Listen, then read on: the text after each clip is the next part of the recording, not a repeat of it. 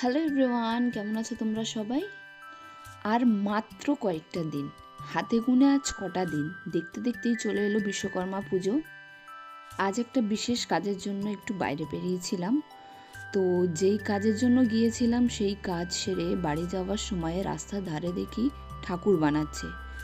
মূর্তিগুলোর মুখশ্রী এত সুন্দর ছিল যে প্রত্যেকটা মূর্তির উপর যেন চোখ আটকে যাচ্ছিল।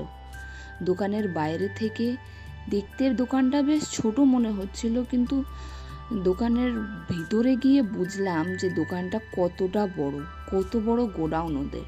পরে শুনি ওটা ওদের কারখানা। তো যাই হোক, নানান রকমের ঠাকুর, অনেক রকমের মূর্তিতে ভরা ছিল।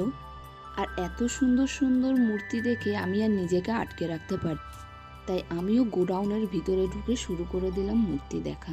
যেহেতু আমাদের বাড়িতে বিশ্বকর্মা পুজো, তো আমাকে তো কিনতে হবেই। তাই নিজের পছন্দ মতো একটা মূর্তি বেছে সেটাকে বায়নানামা করে চলে এলাম বাড়ি।